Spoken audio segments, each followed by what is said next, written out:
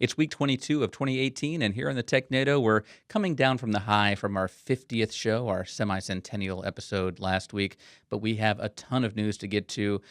Most importantly, we're going to do our predictions for Apple's Worldwide Developer Conference coming up next week. We've got a lot of other stories to get to as well, and that's all coming up on the Technado, starting right now.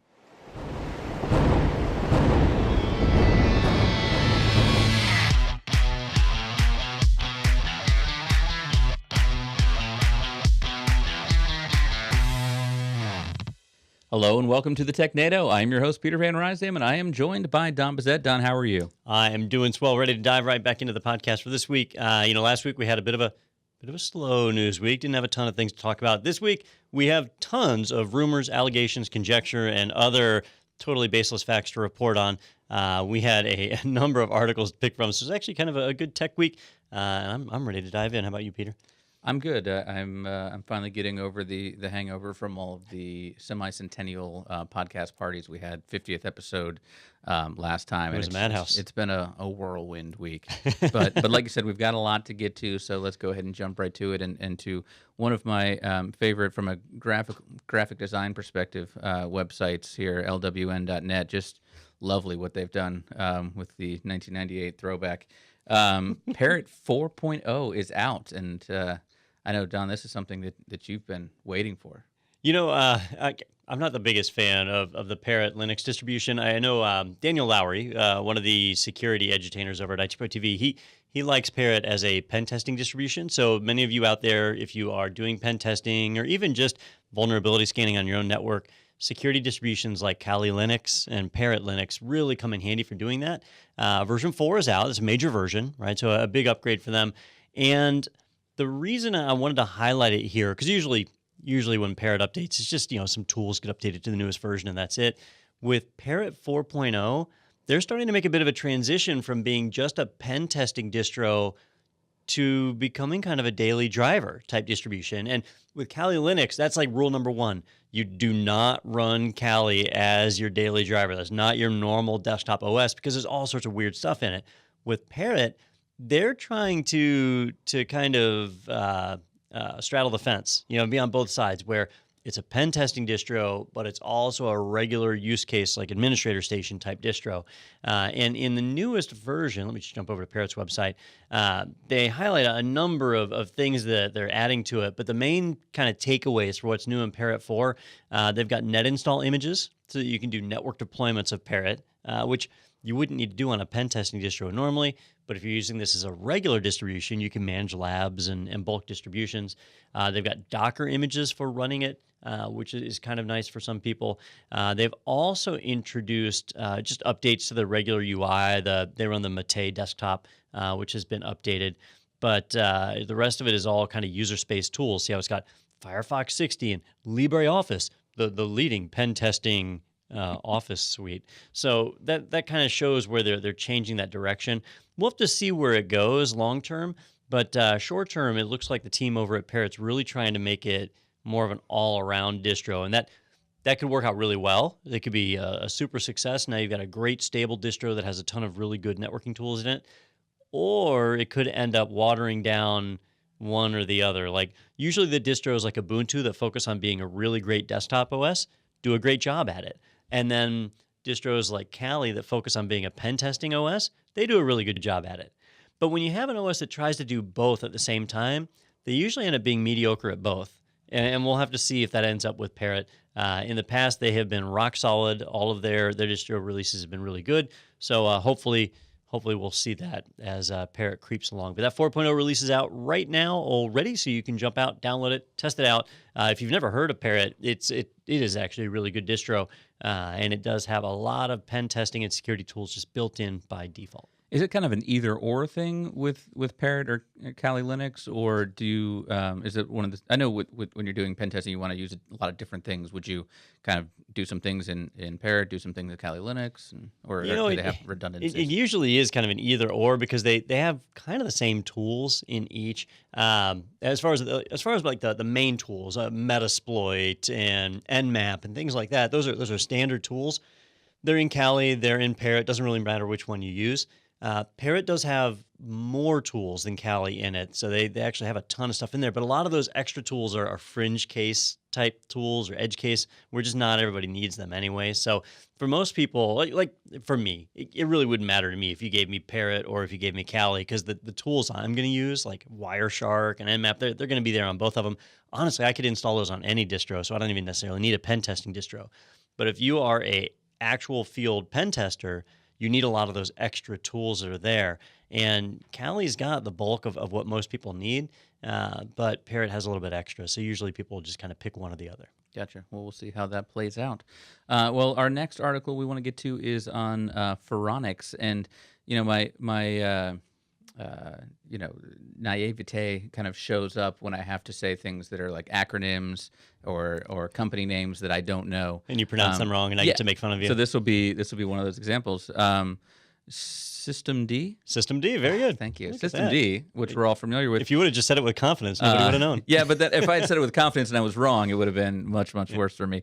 System D introduces portable services functionality, which is similar to containers. So, Don, I'm familiar with System D, or as I was going to call it, System MD. I wasn't sure if it was a doctor-based thing.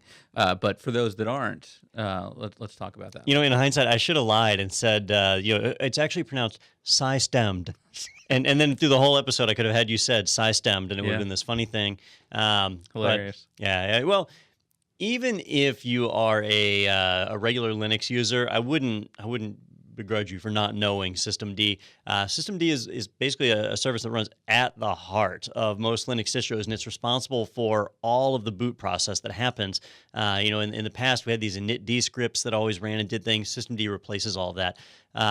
People either love or hate System D. There's no middle ground. People just can't seem to be ambivalent.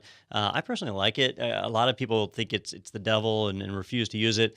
But System D is continually offering new functionality and features inside of the Linux distro or Linux operating system in general. With the newer functionality they've been rolling out has been a little bit controversial. And when I saw this headline, it actually made me laugh a little bit, which I know it did not make you laugh. But what they're doing is they're introducing what are called portable services. And they equate it to containers, but it's really not even a container. It's really what's called a bundled application. And we've seen these over the years in the form of like flat packs, in the form of like OVAs, packaged virtual machines, or even just the bundled applications that macOS uses, where instead of an application being made up of thousands of files, they stick them all together into one big bundle. And that one bundle contains the binaries for the program, every library it depends on, and all the other features all kind of wrapped up into one nice little package. So when you install an application, it's just a matter of having this one file that you copy and place. Well, that's how containers work for the most part. You have a container image, and it contains all the files for it. That's how the application bundles work in macOS. That's how Flatpak works, the idea of this one file. So now System D is introducing support for that. Now, the nice part about that is every Linux distro that supports System D, when they update to the newest version, they'll now have support for this portable service. So if I want to install Apache or Nginx, Light TPD, if I want to install a TFTP server, I can go and find a portable service package for it and throw it on any distro I have that supports System D and supports portable services, and it'll be able to launch and run. And I won't have to worry about dependencies and libraries. And that's really important for distros like Red Hat Enterprise Linux, where with RHEL, the libraries are normally a few years old because they're looking for stability, right? They don't want cutting edge. And that makes it difficult to run some applications. So with technology like this, now you can run those applications that need newer libraries, and they're just kind of packaged with it. Now, it is a bit of a double-edged sword. On a positive side, the application will run because it's got every library it needs built right into it. On a negative side, if the application developer is not keeping their app up to date, it might have outdated libraries that are packaged in with it. So now you're running an application. The application works fine, but your system is now less secure, and you can't fix it because those libraries are a part of the package. And that's a big challenge that System D is fixing by isolating these applications. They're basically sandboxed. So when the service runs, if it's got an older library, that service might be able to get compromised, but you can't leapfrog from that service to some other service. So you are given certain protection, just like you would with containers. But it's all built into systemd, which is one of the first processes that runs on a systemd-enabled system, which means it's going to run it at some of the best performance levels and hopefully make our life a lot easier when it comes to managing services on a Linux server and ultimately on a desktop as well. I wanted to know, Don, I was paying attention to all of that, but I did take a moment to search what I'm sure everyone was wondering, and systemd is in no way related to System of a Down, the band. So now, that's clear for everyone Inquiring else minds want to know. Yeah, I was wondering what I was also wondering, and that's not where the name came from. So they don't run systemd on their band. Yeah. It just stands for servers. System Demon. It's not even exciting. That'd be a pretty cool band name as well. System Demon? Yeah. It's probably taken. Probably better than System of a Down. All right. Next up here, sticking in the open source world, this over on the RedHat website, on their developer blog. You can watch over 100 Red Hat Summit 2018 sessions, their videos online. So I'm not sure if that's something they normally do, but they're letting you go in and watch pretty much everything, it sounds like, from their conference. Well, there's a lot of people out there like me that I would have loved to have gone to Red Hat Summit this year. It just didn't work out because we have a different conference schedule. So I didn't get a chance to go. That doesn't mean I'm out of luck, though. I can go and I can watch the sessions. And I did expect them to post the videos. Last year, they did it for the Red Hat Summit 2017. But one of the big things that's different, and this is what was highlighted in the blog post, is that last year they posted 54 sessions. This year, 100 breakout sessions. So a lot more content this year than last year. So they're adding more and more to it. But if you're like me and you didn't make it out there and you want to learn more about what's going on in the Red Hat space, you can jump right over to their site, which actually it's all inside of a YouTube playlist. So I guess you could skip right past the Red Hat blog if you wanted and jump right over to YouTube. And they have the videos posted. And these are not, it's not like 5-minute or 2-minute videos. These are 45-minute videos. They're pretty long, and there's 100 of them on a ton of different things. If you want to see what's coming in OpenStack, OpenShift, Kubernetes even, technologies like that, they've got a lot of great information in there for people that are starting out that know nothing, for people that are more advanced. You can find some really cool things in there and get an idea of what's going to happen in the future. Some of them, like this one here, live demonstration. Find it, fix it before it breaks, right? They're teaching you how to be able to better maintain those systems and stop downtime. And those are really, really valuable. The Ansible presentations, I've actually watched a handful of those now. Those are really good because Ansible is a big deal with Red Hat. But some of the OpenShift stuff is pretty good as well. I have not made it through maybe like 8 of these videos now. So it'll take months to get through it all. And that's one of the challenges with a conference is you're kind of drinking from the fire hose, right? You're getting all this information at once. Well, here on their YouTube channel, you can watch it all and just do it at your leisure. Well, even if you went to the conference, you're having to choose between different sessions. Oh, that's so true. This gives you the opportunity to see the ones that maybe you didn't get to see, which is fantastic. By the way, if you go back to the article, I love the first 2 names. I don't know why. I just really enjoy them. You got Craig Mozilla. If you come down a little bit, it had the Craig Mozilla and Mozilla Harry Mower. All right. I don't know. I'm gonna watch those 2. I assume he was involved somehow with Mozilla, but probably not. So no. No. All right, next up, switch gears a little bit and talk about Microsoft. And this is one of those articles that I saw, and it interested me. I said, "Wow, that's pretty cool," because we've talked about in the past. Was Microsoft's heyday in the past, or are they still going to be able to make a run as one of the biggest companies out there with, Google and Apple on the rise? But Microsoft surpasses Google's Alphabet to become the 3rd most valuable company. I was really excited. I said, Don, check this out. This is really cool. And Don burst my bubble as he typically does. So Don, if you could let all the viewers down as well. Sure. So, last week, I don't think we reported on it because I didn't care enough. But Apple, a lot of the tech news websites were talking about how Apple was approaching a $1 trillion valuation. In other words, if you wanted to buy Apple, if I just decided, hey, that's a good investment, I'll buy Apple, I would have to have $1 trillion to do it. I think at the time they were valued at $933 billion, which is a lot of money. Now, that's a pretty big deal. Google was ranked number 3, or not Google, sorry, Alphabet was ranked number 3. Microsoft was ranked number 4. And so Microsoft just stepped up and passed over Google. And if you look, they're telling us, and Amazon was in the mix as well. So let's see. So they're telling us here, Apple is at $922 billion. Actually, they went down a little bit. And then Amazon is at $788 billion. So that's a pretty big chunk. But Alphabet is at $745 billion and Microsoft at $760 billion. So they're actually pretty close together, Microsoft, Alphabet, and Amazon. And what I was telling Peter before the show, it's not like Microsoft all of a sudden came up with some great invention or released some new product and that's what pushed them over. Usually it comes down to simple accounting, right? That they shifted around some money in one account or another and that created valuation. And so you see these things turn over quite a bit pretty frequently. I know, I think it was like 6 months ago, there was an article that said, Jeff Bezos loses $40 billion overnight. And he didn't really lose $40 billion with the company valuation, right? So when we say the Microsoft has a market value of $760 billion, that doesn't even mean they have $760 billion. It means that if I wanted to buy that company, I would have to pay $760 billion to buy them. That would be the fair market value for that company.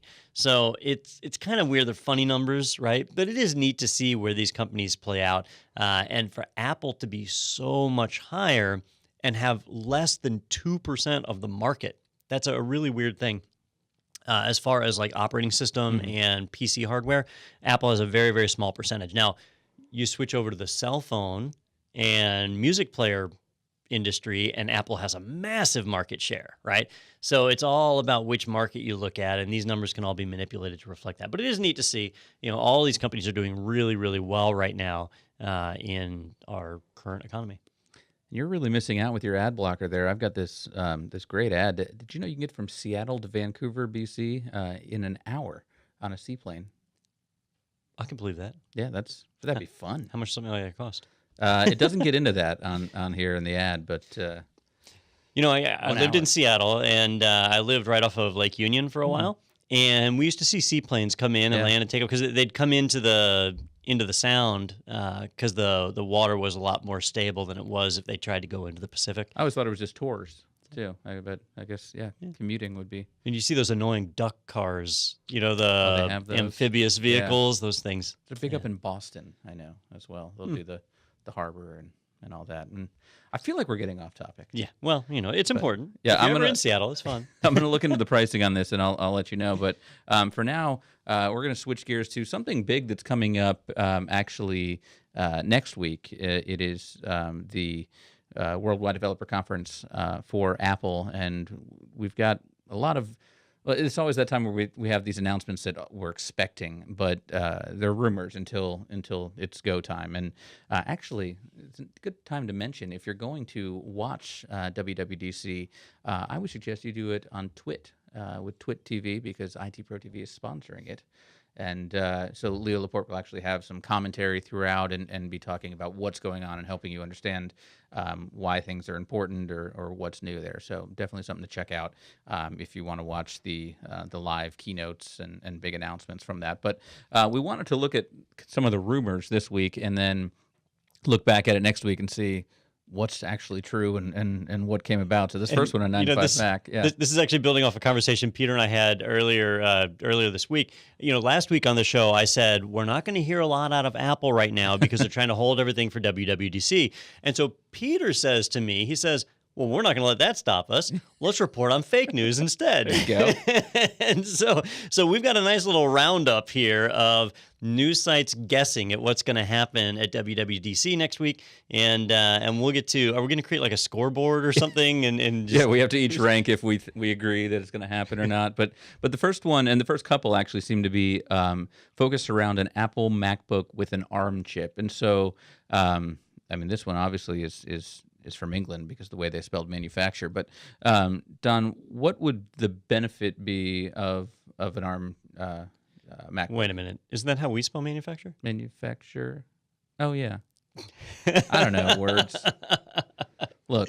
All right. It's been a long week, just okay? making sure. Manufacturer, yeah. This rumor has been kicking around for a little while. There's actually been a couple of rumors bouncing around. I've been complaining, and there's really no other word. I haven't been like researching or whatever. I've just been complaining about how it sure would be nice if we could get MacBooks with more than 16 gigs of RAM, especially MacBook Pros with more than 16 gigs of RAM.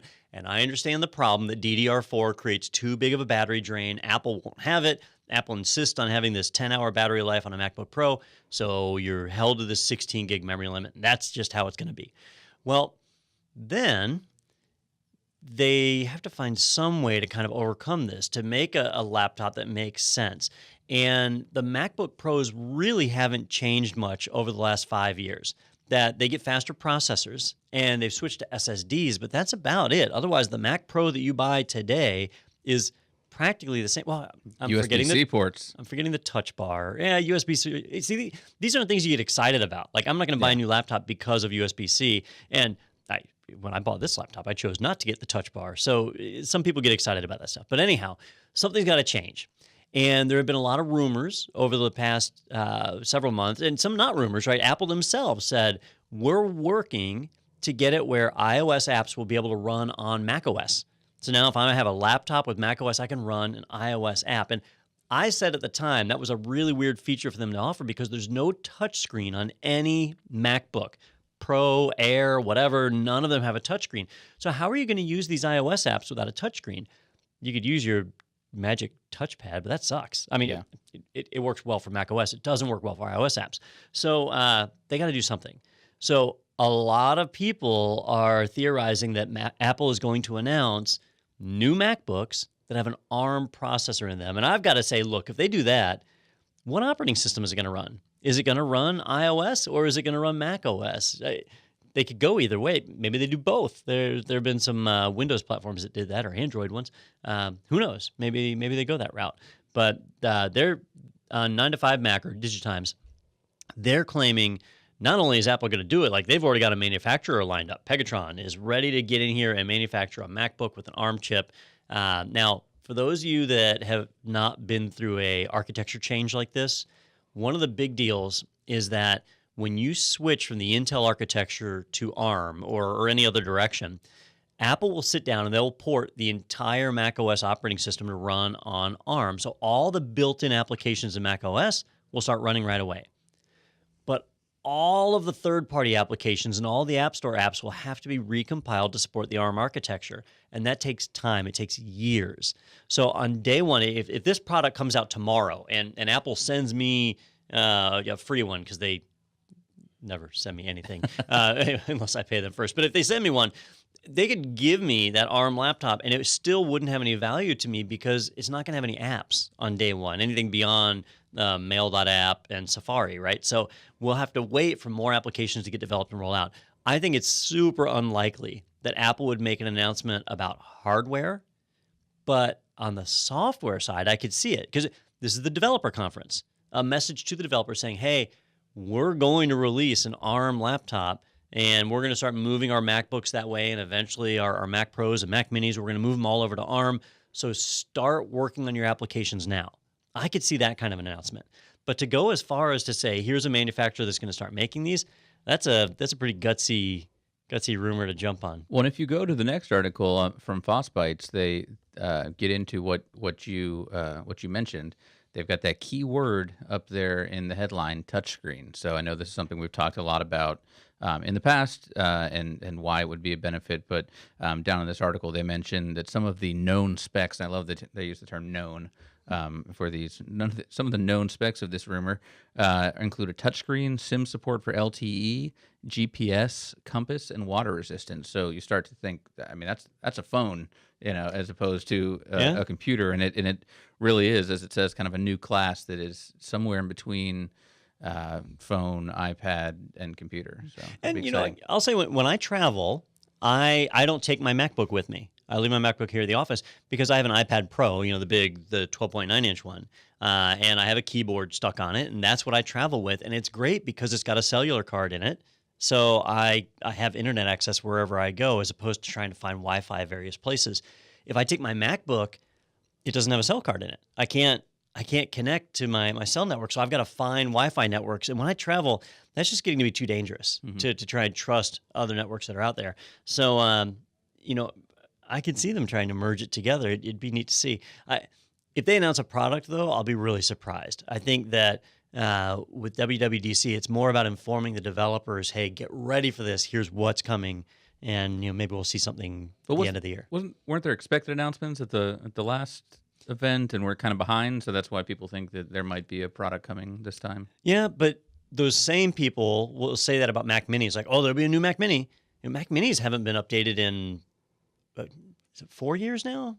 4, maybe? Seems like, yeah. Maybe 5 years. It's been many years. Mac Minis have not been updated. And so people keep saying, oh, yep, it'll be in the next announcement. Yeah. And then it isn't. So who knows with Apple? We'll have to wait and see. Well, my prediction, and we can go ahead and mark it down now, is that there will be a new MacBook-looking product, but basically you just drop your iPhone X right in there, and that runs the whole thing, and Don's head explodes, and I'm going to guess that Don isn't even on the podcast next week because he's in China. I'll be too busy. Yeah, the Razer Project Linda. Yeah, that kind of thing. Which I wonder where that ended up. Project Don. Yeah, if they named it after me, that would. Yeah, that would we've been watching, Don, and we know what you're up to. But yeah, these announcements. Well, the keynote is on Monday, June 4th at 10 a.m. Eastern. So. We'll know a lot more next week. Sadly, I will be at Disney World. So I'm sure they'll broadcast it there. If you see a guy walking through Disney World staring at his phone on Monday, that'll be me. That'll be you walking into class in the Apple way. Well, let's talk about something that's actual Apple fact, proving again that Don was wrong that Apple will make no news this week. This on MacRumors.com, ironically. Apple releases iOS 11.4 with messages in iCloud and AirPlay 2. Isn't that what we're doing? I've got the wrong article pulled up. So and I was wondering because you said it's going to be fact, and then I've got this. Oh, I did. Yeah, I did go out of order. That's my fault. Yeah, but this is just kind of the schedule of what's going on. These guys, Apple Insider took the easy route, and they said, we're not going to try and predict hardware. We're going to try and predict strategy, which you can't go wrong picking strategy. But all right, so you were talking about iOS 11.4, which is real. I was, yeah. And the threat is real. iOS 11.4 is out. It is. Oh no, it is. Yeah, it is out. It is available. You can update right now. It's a real tangible thing that you can put your hand on.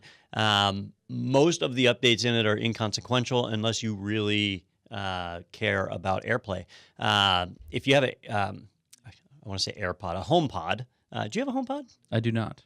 Neither do I.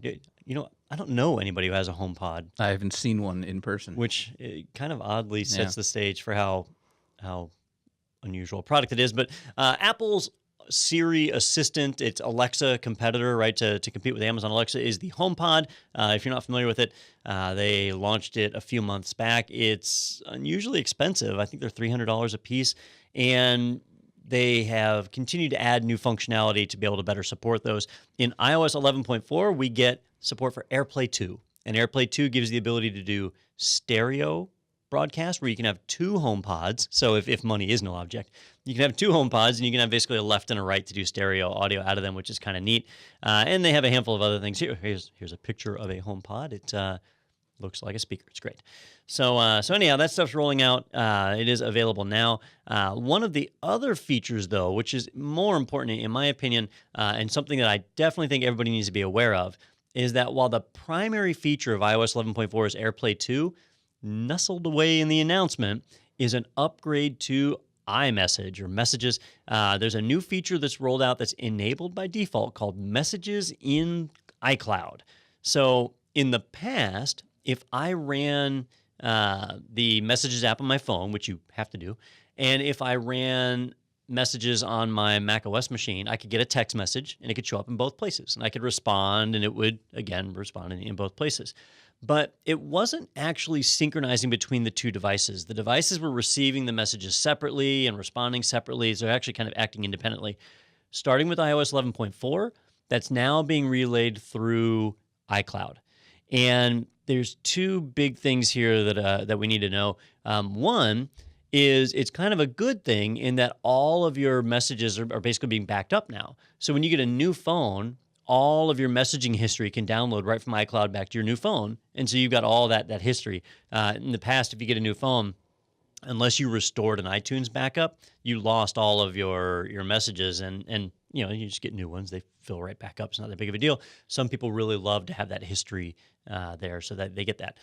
The other side, though, is that it means that all of your messages are effectively being stored at servers at Apple headquarters or at, you know, wherever their cloud data centers are, and that might not be okay for you. You might not like that. You might not want to have your messages synchronized up to the cloud. And if that's the case, you'll want to turn that off in your Apple ID settings on your phone, and that won't sync up. Now, Apple has been one of the few companies to actively resist the U.S. government, that if they get a subpoena or whatever to turn over data, Apple says no. A lot of it gets encrypted with a key that only you have, that Apple doesn't even have, so they can't decrypt it. So they've been pretty good about defending that. But if you are a super privacy nut, well, you're probably not running an iPhone anyway. But if you are, you'll want to turn that feature off. So just something new that's kind of rolling out in iOS 11.4. Exciting. I didn't realize that, and I actually use the messaging on my MacBook too. So I'm excited to know that that's working now for me. And that Apple has all my information. I assume they did and already. Your best interest is always at heart. All right. Now let's shift gears a little bit to some technology or some security-related tech news. This first one comes from Bleeping Computer. I still love that domain name. NPM fails worldwide with error 418. I'm a teapot error. I assume that's how it sounds if it were to be said out loud by Siri. That was perfect. Or anything like that. But my god, teapot. All right, so what is going on? NPM. We actually reported on an NPM failure. You probably don't remember, Peter, because it was like a good solid 6 months ago. But about every 6 months, NPM seems to totally bork itself, and we've had another case of that here this week. If you're not familiar with NPM, it's the package manager that's a part of Node.js. So Node.js is a very common JavaScript platform for writing applications and serving them up. If you've written web applications, you've worked with Node.js, incredibly popular. And it uses a package manager to load libraries and extensions and all sorts of things that are kind of pre-built that make your life a heck of a lot easier. And it seems like every 6 months or so, they screw something up that completely blows up NPM. And that happened again this time. What kind of added insult to injury on this one, it's bad enough to not be able to pull down a new package with NPM because something's wrong. But then when it gives you an error that literally says, error 418, I'm a teapot. That's just infuriating, right? And this happens. There's a lot of open source software out there where people have a little bit of fun and they throw things in there. There's closed source commercial software that does this too. But with NPM's track record, it's just kind of a little more frustrating. But what's going on here, unfortunately, is the same kind of failure they've had before, which is they've not done the greatest job managing dependencies. And a lot of times they'll remove a stale package from the repository, and there might be another 200 packages that are all dependent on that first one. And so now all those 200 other packages fail because they depended on an initial package that's gone. And they're not kind of paying attention to that. And some of the packages that get removed seem inconsequential, but then start affecting tens of thousands of customers. So that happened. They have since resolved the issue and fixed it and brought it back online. Historically, these type of outages have lasted less than 24 hours. This one was the same way, but it does happen. So it is just a kind of a reminder. If you rely on Node.js, it may be a good idea, if you're using it in production, then it might be a good idea to set up your own package repository that you depend upon instead of relying on the public ones that are managed by the Node.js project. And it's good to note, for those wondering where that even comes from, it goes back to an internet meme from 1998, an April Fool's prank in 98, when a group of developers jokingly proposed the Hypertext Coffee Pot Control Protocol, which would be HTTP/CP, that creates and manages internet standards to the Internet Engineering Task Force. And the prank included many funny error codes, including error 418, I'm a teapot, which many have used since then to use for errors that they have no idea where they're coming from. So there you go. I guess, in that respect, it's no worse than saying, unspecified error. Yeah. Or, But most people probably don't have that 1998 meme history in That's their true. head, so that could be very confusing to someone. Maybe people assume it's an Internet of Things. You know, is this accidentally my connected coffee pot? Damn it! Did I install that My teapot software teapot? again? Yeah, I meant to install my George Foreman software. Foreman Well. 2.0. That's error 419. I'm a George Foreman. I'm a George Foreman guy. I'm sucking fat out of meat. Fantastic. All right, let's shift gears now. Well, stick with security, but to a different kind of security now. This one from Hacker News. Possible BGP hijack of 1.1.1.1. And this news article here is giving our first news article a run for the money as far as graphic design goes. I don't think there's an image on this All page. right. Yeah, the Hacker News website is not designed to look pretty or even be easy to use. Well, they nailed it. But they have some really good information that flows through, and this was a pretty interesting one. Earlier this week, it was detected there was a potential hijack of the 1.1.1.1 address specifically, but it was actually the 1.1.1.0/24 network. So about 254 IPs were grabbed and rerouted. And nobody was sure why at first. They actually figured it out pretty quickly. What happened is kind of like a comedy of errors. There was an ISP, which is called AnkNet, ANCHNET, AnkNet. And some of the network engineers at AnkNet were testing out some BGP systems, and they decided to do a test, and they did a test with 1.1.1.0/24 because they thought it wasn't being used, right? Well, that's a real address. There's a standard, is RFC 1918, that defines the private IP ranges that you're allowed to use for testing. It's got things like 10.0.0.0/8, 172.16.0.0, all the way through 172.31.0.0, and 192.168.0.0. Those are all available for testing, and you're welcome to use it. 1.0.0.0 is not in RFC 1918. It's not available for testing.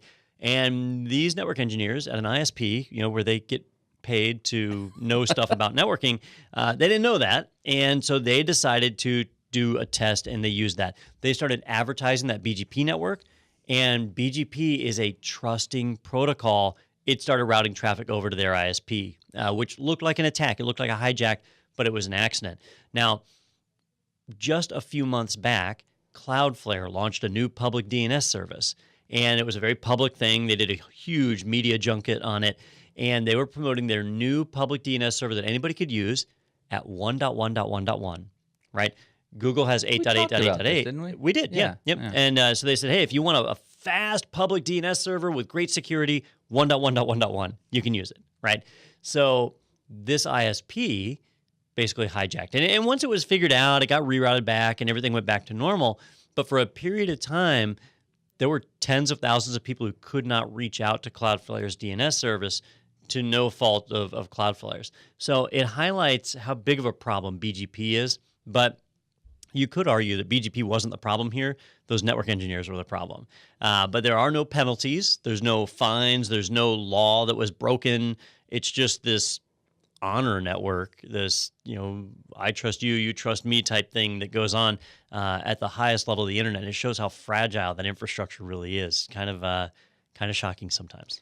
Which really makes me, even more hopeful that Pied Piper's open source internet does take off for those Silicon Valley fans out there.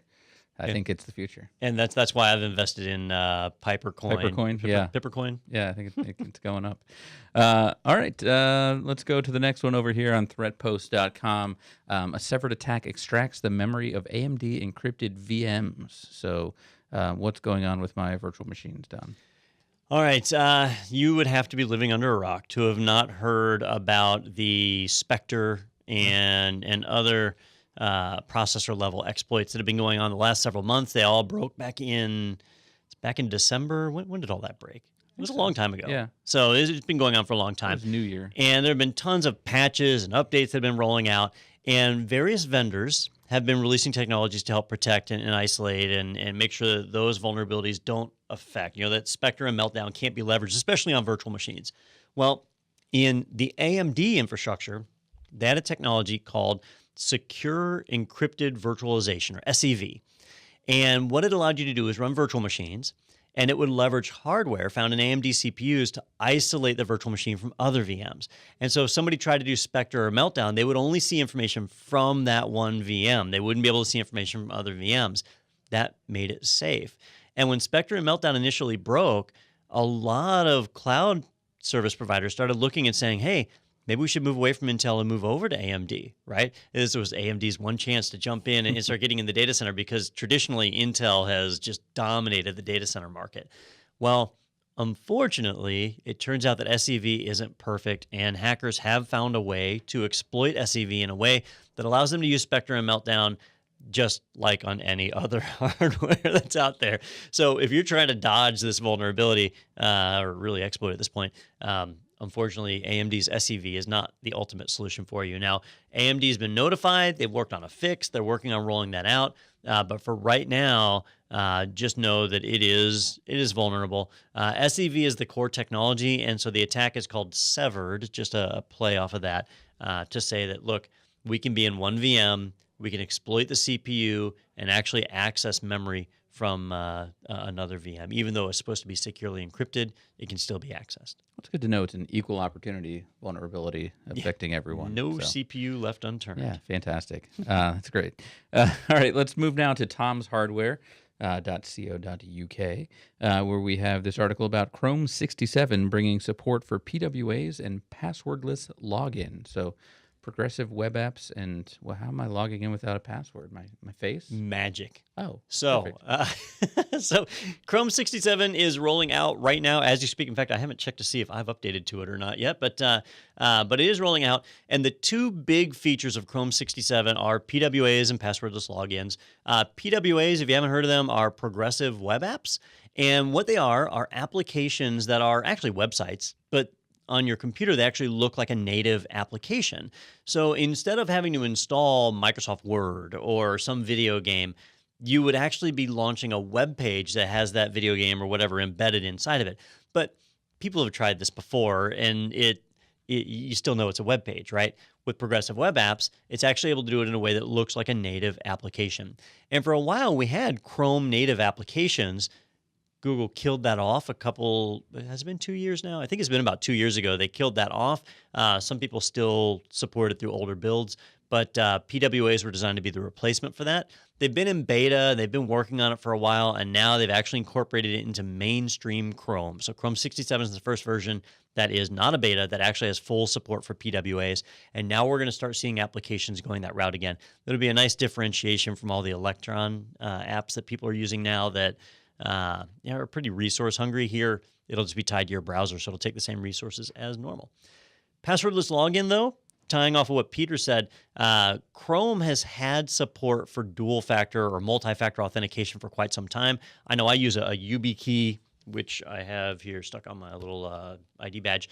So when I go to log into my Gmail account, for example, I punch in my username, I punch in my password, and then it says, hey, I need a second form of authentication. I plug in this YubiKey, I tap the little button here, and that's my second form, and it lets me log in, right? Now, that's not passwordless. I still had to type my password. I had to provide a second form of authentication. The YubiKey didn't replace my first form. Well, in Chrome 67, they've now got support for passwordless.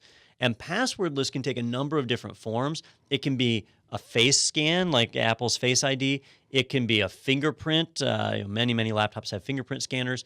It could be a YubiKey like mine or my YubiKey Neo that uses NFC. It could be any number of those devices. And when you go to log in, that's all you present. You don't type a password anymore. And that's the next step in authentication, where we're getting away from having to have a password at all. If you have a password, you've got to come up with a complex password. You've got to remember to change it every so often. You've got to kind of work at it, right? But with something like a YubiKey, you don't work at it. You have it. You plug it in or you tap it to the device, and that's it. With a facial scan, you look at the camera. That's super easy. And for the common person, the average Joe on the street, that's really where we need to be for security, to properly make sure that everything is as secure as possible. So Chrome 67 has support for that. That doesn't mean there's a lot of applications out there that support it yet. We're going to start seeing that coming in the next few months. But the fact that support is now built into the mainline browser is a pretty big deal. So if you've upgraded to Chrome 67, you've got that support already. If you haven't, the update usually rolls out automatically. You'll see your little 3-dot button or hamburger button or whatever up at the top will turn green, letting you know there's an update, and you hit that, or it'll just update the next time you close and open Chrome. Sounds good. All right, looking forward to it. I'm still on 67 or 66, so I will. Now I got to look and see on mine. Yeah, I can't recall. I don't think I've updated mine yet. And actually, I don't even remember where to go to find that. I went up into the upper left where it says Chrome, up next to the Apple on top. Why would you do that? Oh, I'm on Chrome 66 as well. Oh, there you go. Although mine now says updating, so it was that easy. So. Oh, there you go. That'll hopefully not disrupt the show in any way. No, yeah, everything's good point. Is it going to close on my brand? Nah, whatever. Fantastic. It'll be fine. I've got a computer here as well, so we're going to continue on. All right, let's move over to CNET, and I don't know if this is a security story or not, but this is Hardware. a fun one. Hardware, yeah. We Apple isn't releasing anything this week, but don't worry. We've got a great machine from Asus. Their crypto mining motherboard supports 20 GPUs, and as the headline points out, because 19 wasn't enough. And you feed the Asus H370 with 3 power supplies. Yeah, so wow. if you've been following the crypto mining hardware industry, last year Asus rolled out a motherboard that supported 19 GPUs. And let me tell you, what a piece of crap, right? I mean, just 19 GPUs. What am I supposed to do with that? Why even bother, right? Yeah. This year, 20. And let me tell you, it's amazing. 20 GPUs of Bitcoining or cryptocurrency calculating madness. Obviously, this is a very specific board. It's a board made for a specific industry. If you're a crypto miner, at this point, I think everybody's realized that GPUs are they're not as effective as they used to be, but they are better at doing crypto mining than a lot of general purpose CPUs. So people are leveraging it that way. This board is really slick. Like the design is really impressive.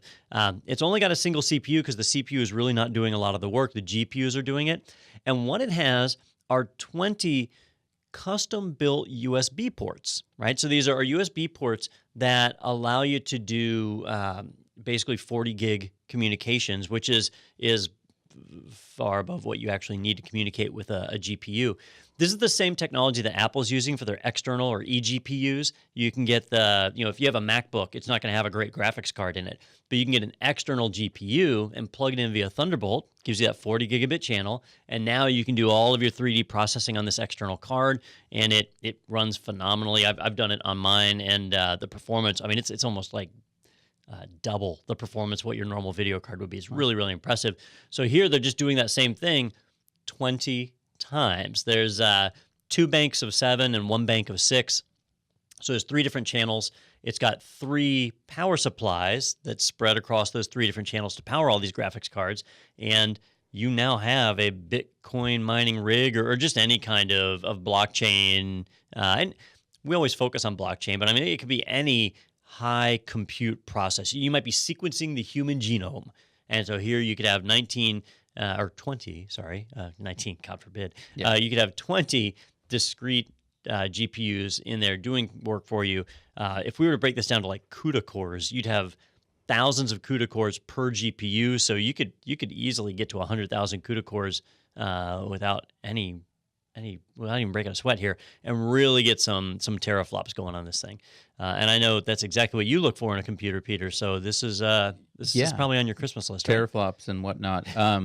So how many of these are you planning to put in your garage? Planning? Already got. Oh, you've already got a couple. Yeah, well now I can buy the 19s. It's super cheap. I thought this was pre-order. I can go ahead and do this now. I didn't look. No price or release date beyond later this year has been announced. It was so ridiculous to me, I didn't even bother to look at what the price was. Yeah. Well, that doesn't matter. But it's cool. It does show that there is a market for this. For them to make this hardware, there has to be a market. Well, essentially, it's free because I would think that if you buy it on credit, the Bitcoin you're going to mine between when that bill comes due. So I think I've said this before, and just in all honesty for the viewers that are out there, if you're thinking about dabbling in Bitcoin mining, you're too late, right? Bitcoin, that ship has sailed. That if you are doing Bitcoin mining today, the electric bill that you're going to have to pay will exceed the amount of cryptocurrency that you generate. So you're just not able to break even. Bitcoin mining is effectively a thing of the past. What's left is mining for all of these other currencies.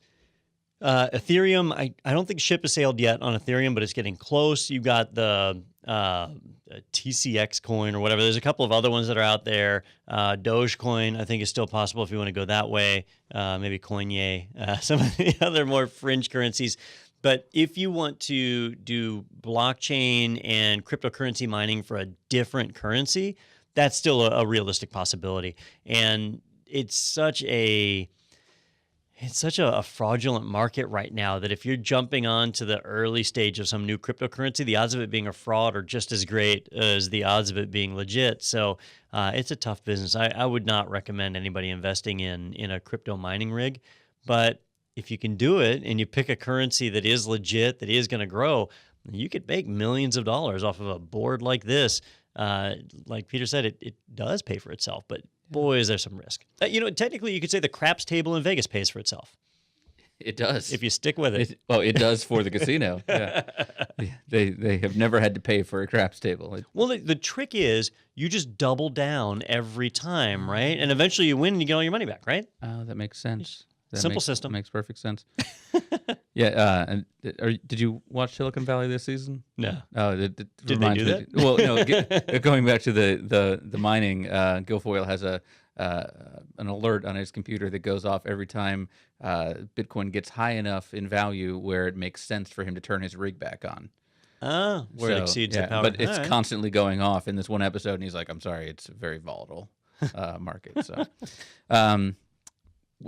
Speaking of cryptocurrency, this next article, really we wanted to talk about it, not so much for what it's about, but more the headline. This was almost our WTF article for the week. It says, 2 Canadian banks hacked.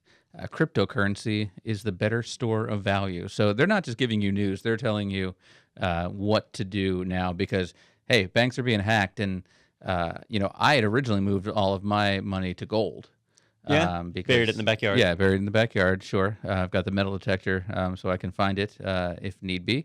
But apparently cryptocurrency is the way to go because, remember, Bitcoin, it's never had a bubble. Never. We haven't seen very reliable. the bottom fall out there. But this is on newsbtc.com, which we need to take into account, right? Bitcoin news, price information, and analysis. So they're really putting all their eggs in not cryptocurrency, but right into Bitcoin. When I saw the headline, I thought this was big news at first because it said 2 Canadian banks hacked. Okay, so there's a breach. What did they get?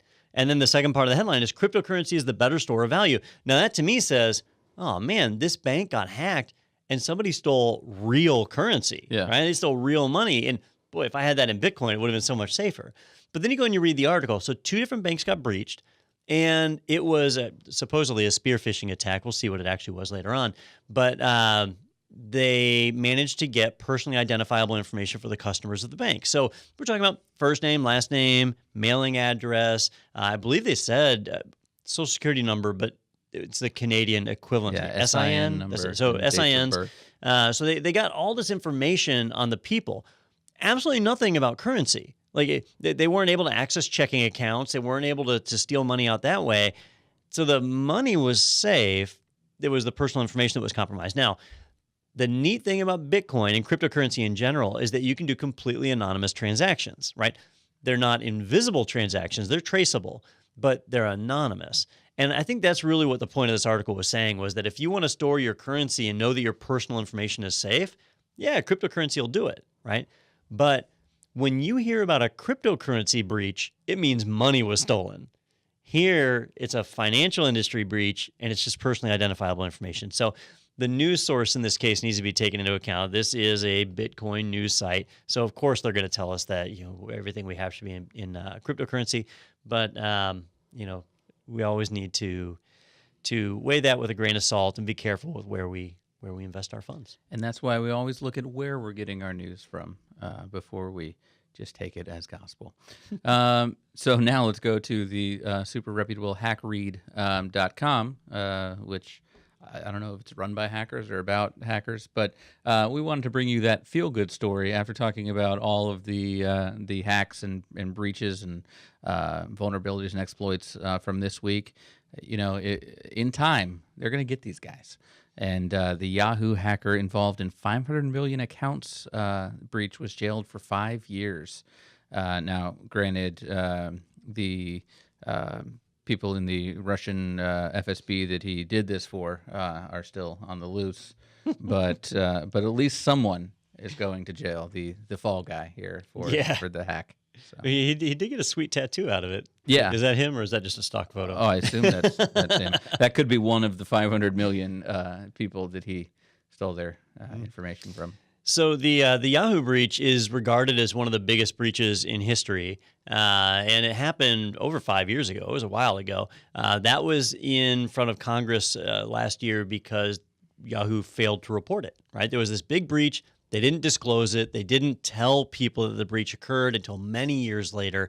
That's part of what led to GDPR being passed and a lot of the privacy regulations that we're seeing today. Thanks, Yahoo. Oh, yeah. And now Yahoo is, valued at, I don't know, $20, something like that. They're right behind Microsoft, I believe, on that scale we had earlier. Yeah. Somewhere behind. They're one of the few companies that you could actually buy with a PayPal account. It's been a high visibility breach. And so to actually see somebody go to jail from that breach is pretty surprising, in my opinion, because very, very rarely do we actually see people get penalized. In this case, the hacker, I believe he was in Canada. Yeah, it's in Canadian Ontario. hacker, yep. Yeah. So he got arrested, thrown in jail. The Silk Road guy was from Canada too, wasn't he?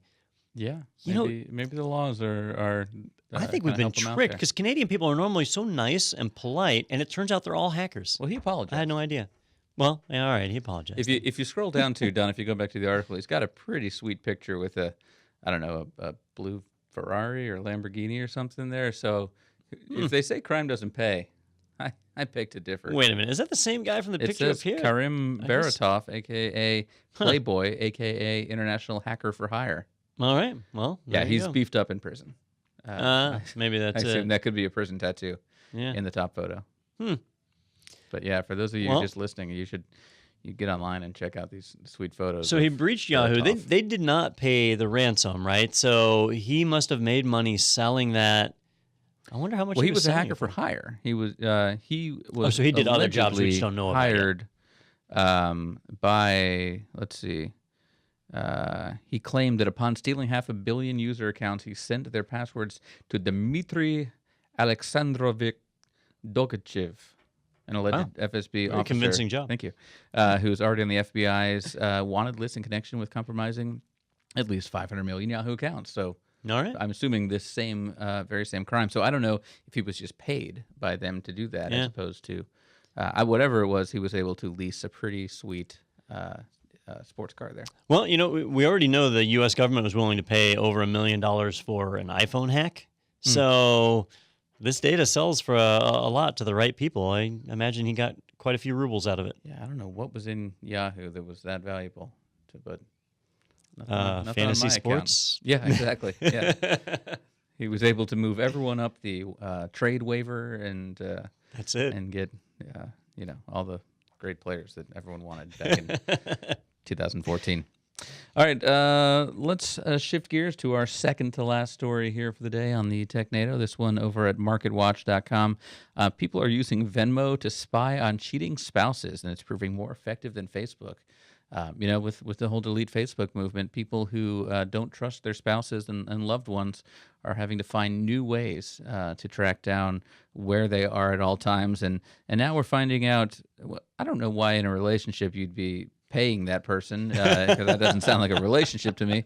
But we're able to see, because we talked about this earlier, but Don, do you use Venmo? Absolutely not. Yeah, I have not used Venmo either. I'm familiar but I'm also with it. over 25 years old. But Venmo, when you log into it, unlike PayPal or something like that, which we found out in this article, PayPal actually owns Venmo here.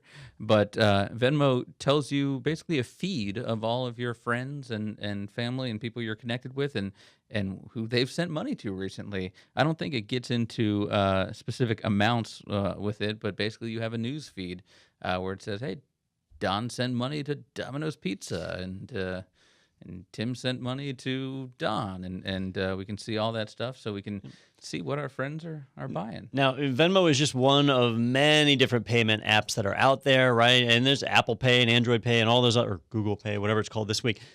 You've got PayPal and so on.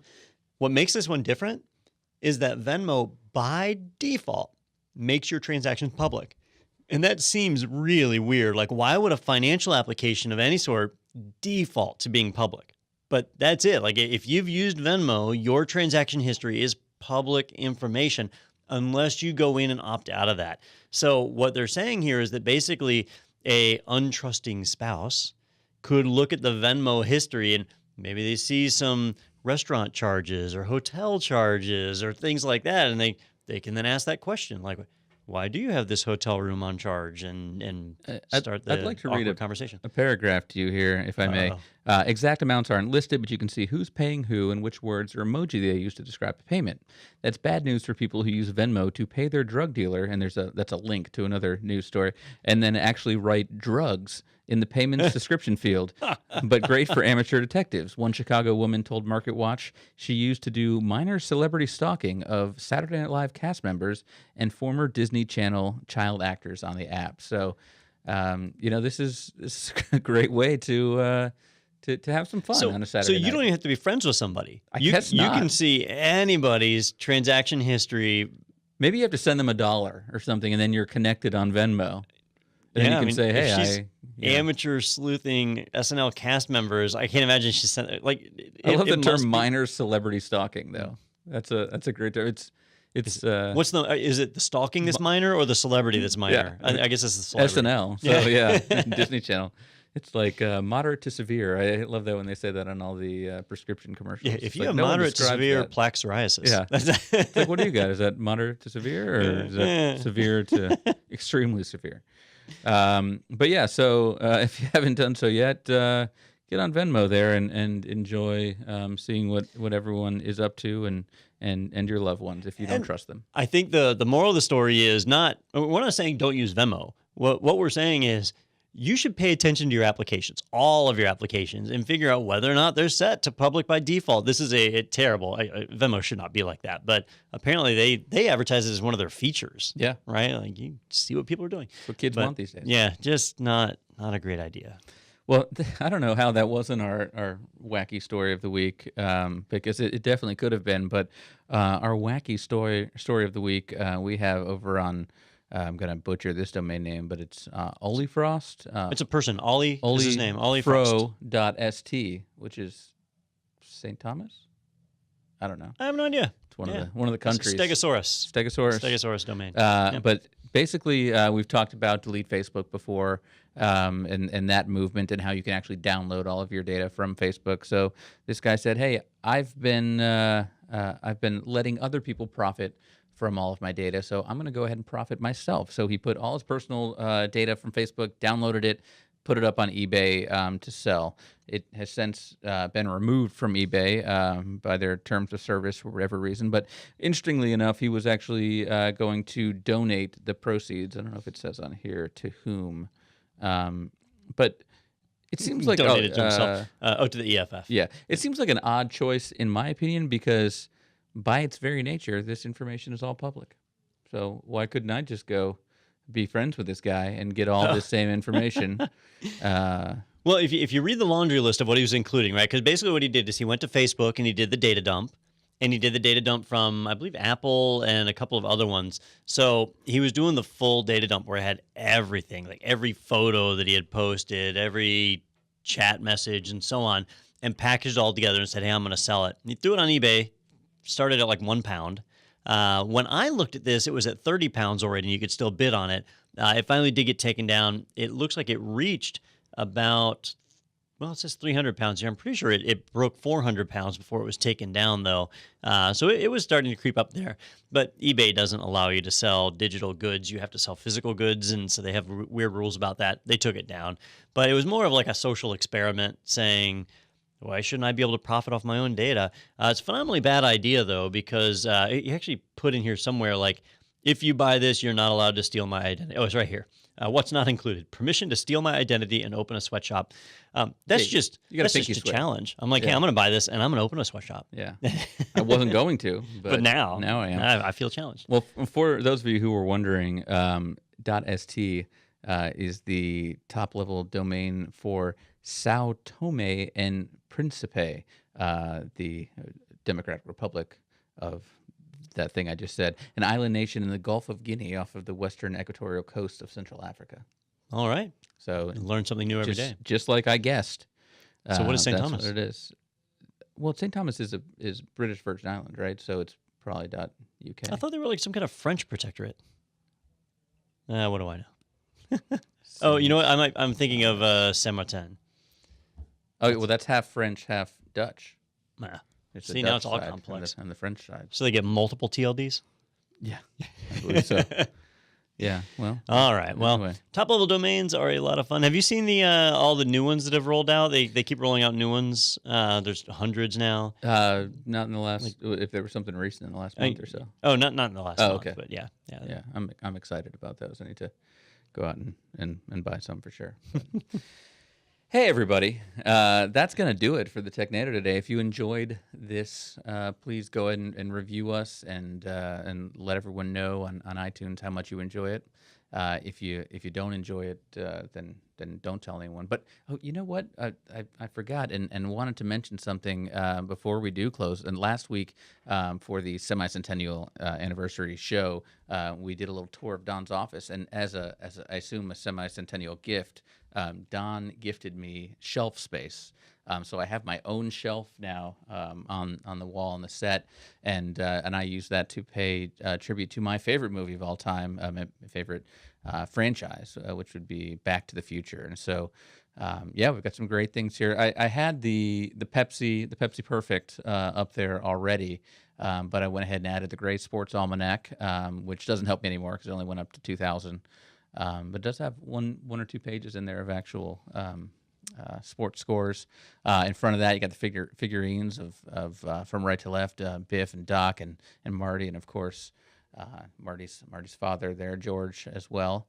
We've got what are those called? Pop whatever. Funko dudes. Pops. Yeah, those things. I got those, and the Lego DeLorean. Which I was telling Don earlier, it actually comes with the functionality to change it to the DeLorean from Part 1. Part 2, which is what the current setup there is, as you can see, it's levitating on those clear Legos with Mr. Fusion equipped. Oh, you killed the magic. Yeah. People wouldn't have even noticed. And but it's got the functionality to go to Part 3 as well with the red wheels and the little... the circuit board that Doc has to make for the front of the DeLorean. I'm surprised you didn't buy 3 kits so that you could just build all 3 out. My birthday is next week. Christmas is around the corner. Yeah, or that. I know you're leaving town for my birthday. Speaking of which, yeah, you are leaving town. We're going to have a couple of guest hosts in here the next couple of weeks. So yep, I'm going to be out for 2 weeks. So hopefully we have some decent talent to come in and replace me. It should be pretty easy to find someone who can do as mediocre a job as I do. Yeah. Wes can be the perfect amount of mediocre, just like me. Yeah. You don't have much to live up to, so that's fantastic. All right, well, I already told you where to go and what to do, but also want to say thank you to our sponsor and host here, ITProTV. If you want to check out some fantastic binge-worthy learning on all things IT, use the coupon code podcast 30 and it'll take 30% off your subscription for the life of your subscription. So that's definitely something you should take advantage of if you have not done so already. Free accounts there, so you can check it out and try it without committing to anything. But Don, any closing thoughts there? Hey, it's I'm going to be out for 2 weeks, but it is going to be a fun 2 weeks. So looking forward to WWDC. Watch that. You'll hear all sorts of great stuff. But also, if you see a news article that we didn't talk about that you want to hear more, feel free to reach out to us. Peter mentioned our social media channels like Facebook and Twitter. You can shoot us stories as well. We'd love to talk and make fun of whatever that technology happens to be, because that's pretty much what we do. Especially those wacky stories. We enjoy those. Those are the best. Definitely send us those. And on that note, please bid on my personal information on Facebook. That'll be over on eBay. Thanks for watching.